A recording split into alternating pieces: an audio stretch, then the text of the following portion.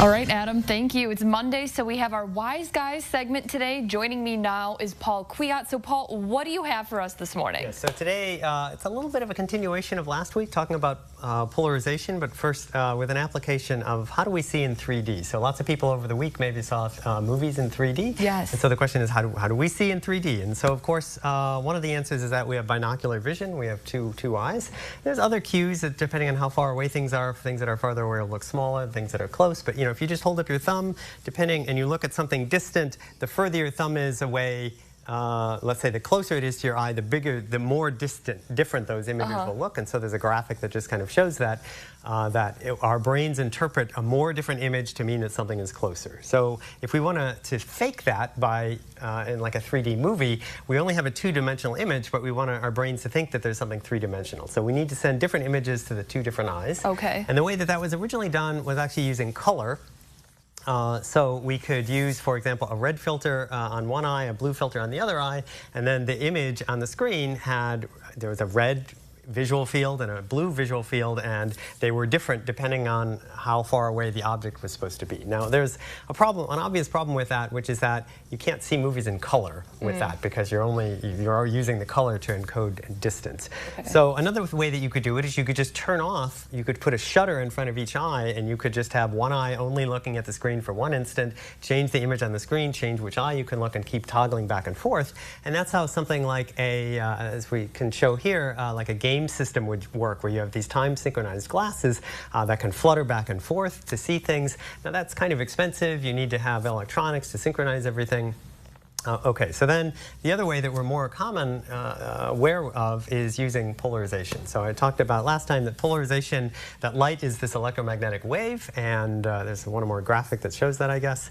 And the polarization is the oscillation direction of that electric field. So, for example, it can be oscillating up and down. That would be vertical polarization, or it could be oscillating side to side. That would be horizontal. And we can make something that blocks out one polarization if we have like a filter, and this is the next slide.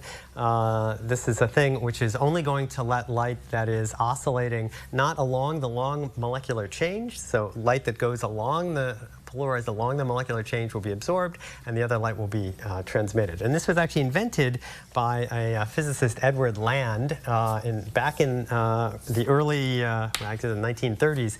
And he was inventing it because he wanted to deal with glare off the road. Okay. So what does polarization have to do with glare? So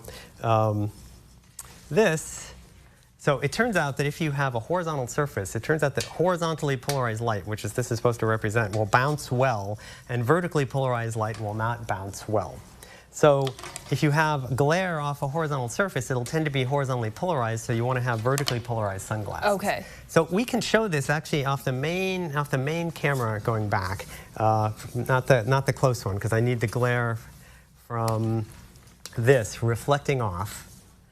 So if we can look at the glare off of this, and I have here just a pair of sunglasses, and these are normal sunglasses, and I need, if we could, good. Okay, so now we can actually see the glare off this screen. All right, and I'm just gonna make that so that it's nice and polarized, because I want this to be a polarized light source. And if I look, actually I don't even need it to be polarized, it's fine, the glare anyway.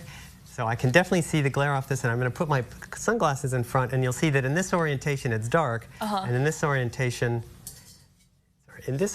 it's a little bit darker, and in this orientation it's a little bit lighter. So the polarizers are supposed to prevent the glare, but then he said, oh, I can also use this to make a 3D movie. So this is how modern 3D movies work. If we go to an IMAX, for example, we use these IMAX glasses. So let me just put this polarizer back up here again.